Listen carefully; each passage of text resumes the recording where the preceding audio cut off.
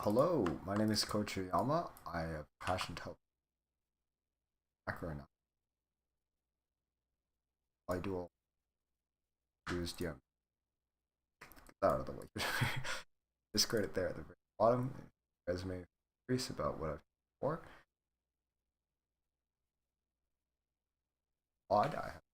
I've tried self-reviewing, worked on my positioning or usage. I'm working on my rail usage right now. Nothing helps. In 3 weeks I've gone from D4 to D1 and then fell right back down and I'm still negative. I've watched Spilo view faster and I don't notice drastically different play. Says better mechanics. Okay, so if anything, the decision making is on par.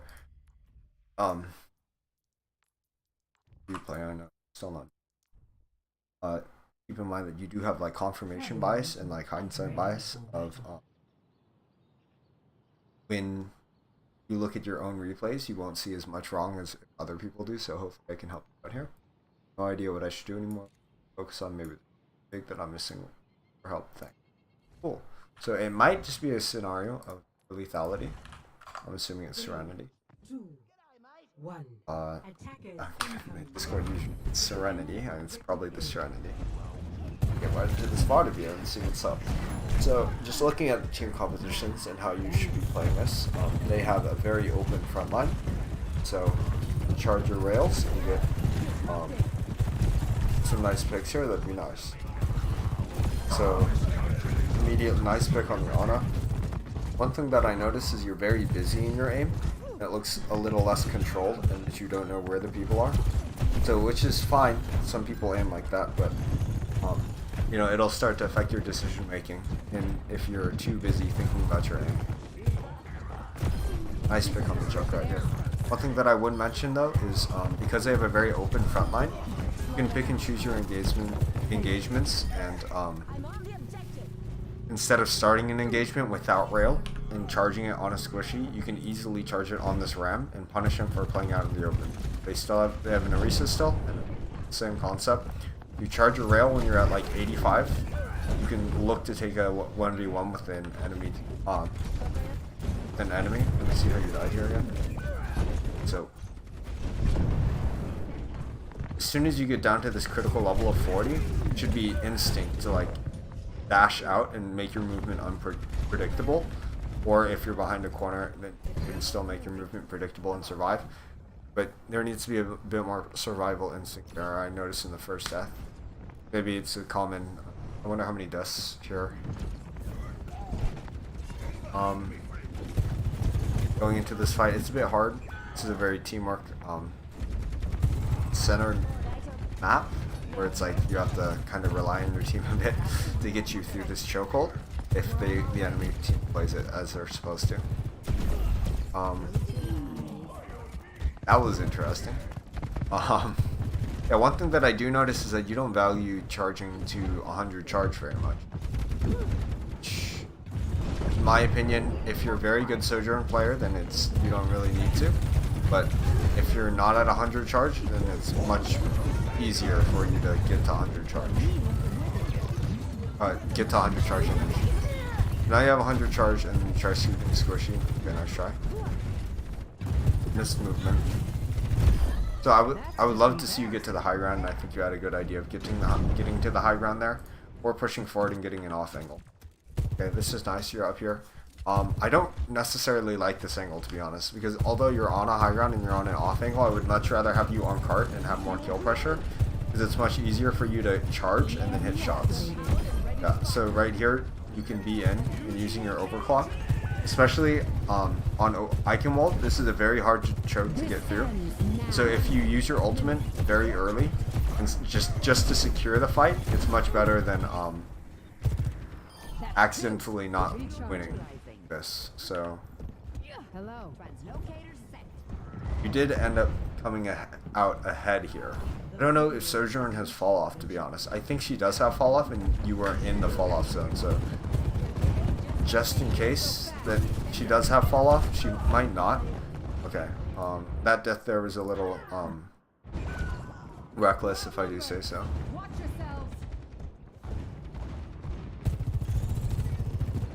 Yeah, I'm going to treat every death, even if it doesn't lose your team if it's not a decent excusable death, by whatever I deem decent and excusable, then I'm going to treat every death as a major mistake. So, every death really matters because it puts you offline, and the way to improve is provide more value for your team. And then once you provide the value for your team, then you'll eventually start winning, but you cannot provide value if you're dead. So,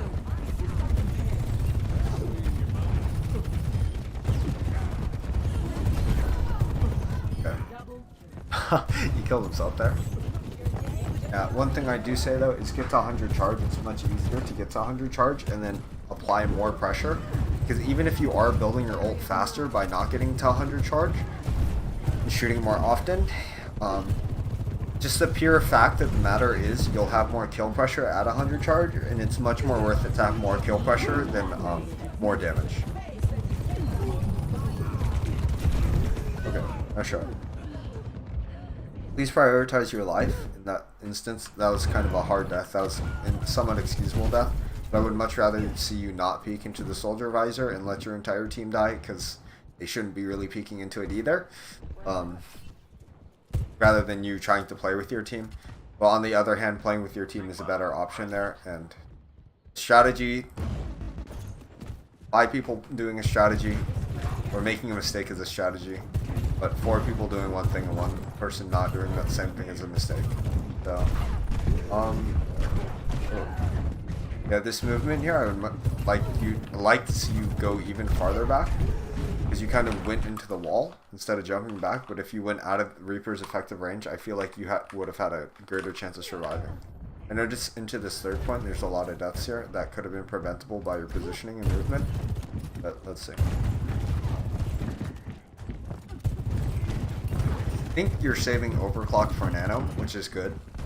I want to see how you use this overclock, because the last overclock wasn't the most grandest thing ever. When you have overclock, you basically turn into like the greatest killing machine in the entire world. So then you can just go in when you have overclock. Okay, this overclock's pretty good. I like it.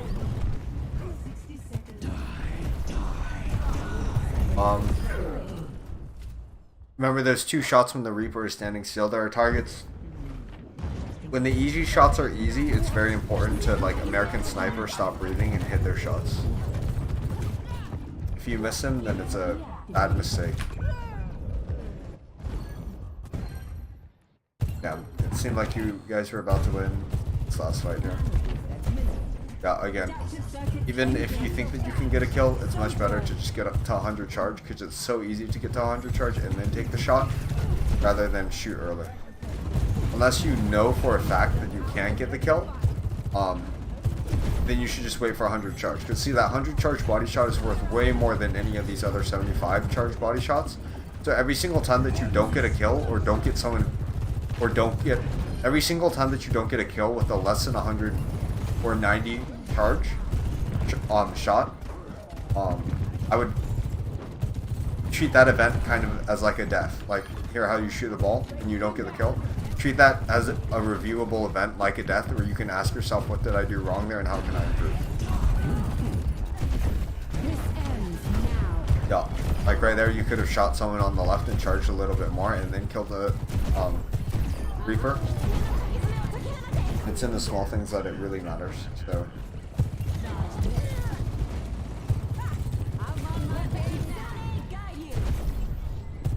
For that slow, I would really like to see you throw it on cart. I haven't been looking at their slows, to be honest, but I'm assuming that you guys win this. Okay, very cool.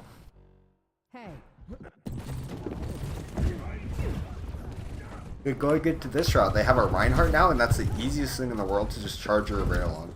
So, try not to shoot the sleeping target. Someone else can finish them off if you're not. Or someone else can do more burst damage to them if you're not coordinating with your team. Yeah, that was a decent rail. I think that was worth it, because that was in the vicinity of killing the Tracer. But this rail here, no, not within the vicinity. Just get to 100 or 80 or above, at least. Yeah, this 35 rail is not it. Because you lose your entire kill pressure, versus if you had rail, you would have still forced out the Tracer with your machine gun here. I'm not going to call it left or right click because I can rebound mine. with your left click if you're not rebound. But the thing is, you would have still had kill pressure in main and would have been able to prevent them from pushing up. And then also here, when you're low on health, I would love to see you a little bit less lost, or you're on 125 health here. So instead of like fully peeking main, okay, you get healed up. Then you try to contest the tracer again. Oh, but you don't drop immediately as soon as you get down to like 100 health. Okay. I feel like a lot of the deaths here are a bit reckless. You're putting yourself into situations that you're vulnerable to death. Dying. Oh, the tracking. This is the wildest, most accurate tracking that I've ever seen. I feel like maybe it's high sensitivity, but a shot. Here, one small tip, match your movement to your aiming.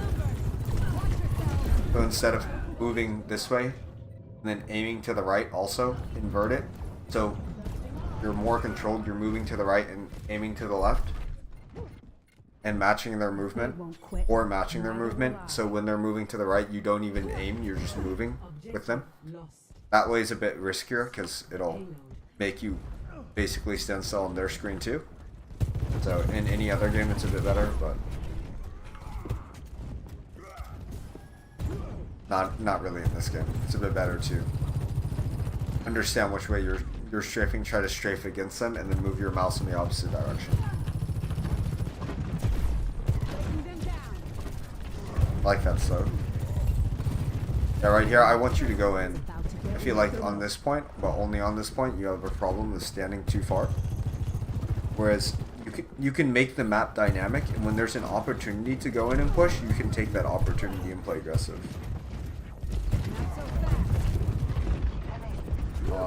Again, most of your kill pressure as Sojourn comes from your railgun. So even though like that is an example of where it not necessarily paid off, but your bad habits were able to get a kill even without 100 charge, I would much rather see you developing that habit of shooting the enemy tank player, getting that 100 charge, and shooting the enemies, like pressuring the squishes. So either waiting for them to peek and then shooting them when they peek, or forcing the peek by yourself. Grab these guys. Yeah, I slightly cry inside every time that you use a rail instead of holding. Yeah, like right there, I cry a little. That one wasn't that bad because it's against the tracer, but you get the idea.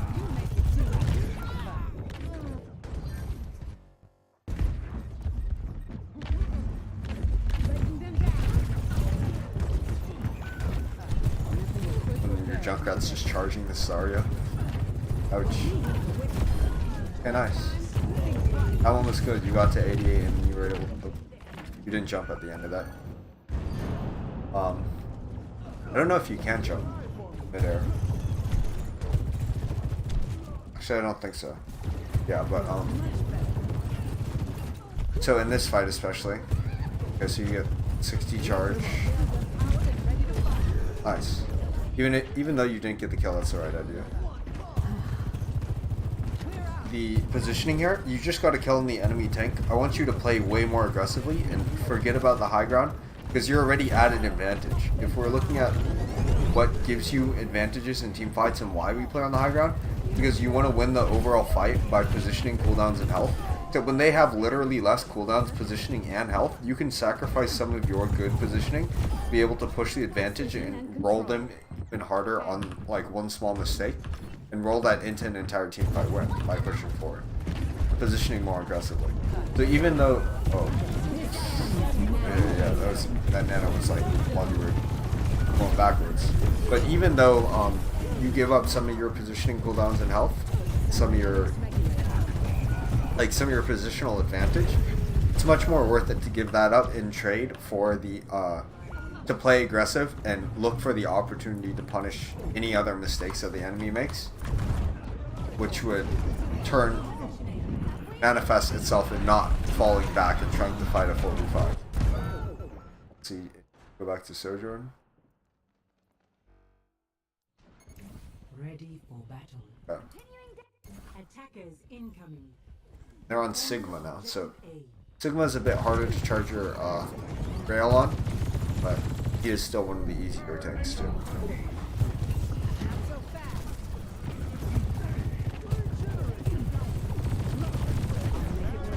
Yeah, right here I'd love to see you charge your rail to 100. And then also,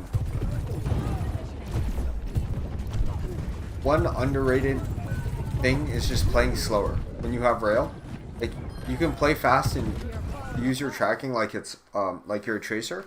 But then when you have your rail, slow down and just be calm and just hit the rail.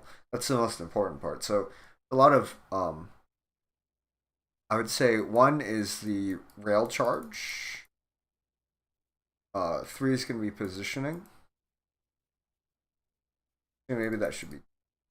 What should I talk about? Third. Oh yeah, 2 is the deaths, the reckless deaths. So every single time you should be looking over your own deaths, and I don't think I need to speak about rail charge. Well, I'll summarize it quickly. Make sure that you're at least above 80 or 85 charge into the area. I'd love to see every single charge that you hit 100, and then you be more adaptable later on. Yeah, and then also I would love to see that you calm down, and instead of, because it's very hard to switch from task to task if you're not extremely skilled. And if you're not an extremely skilled Sojourn player in like top 500, then the flicking and tracking have 2 different mindsets in your head. So unless you're very good at switching, which we've seen you aren't extremely good at switching, just stop spraying, breathe for a second, get into flick mode, and then hit your rail, whether it be body shot or headshot.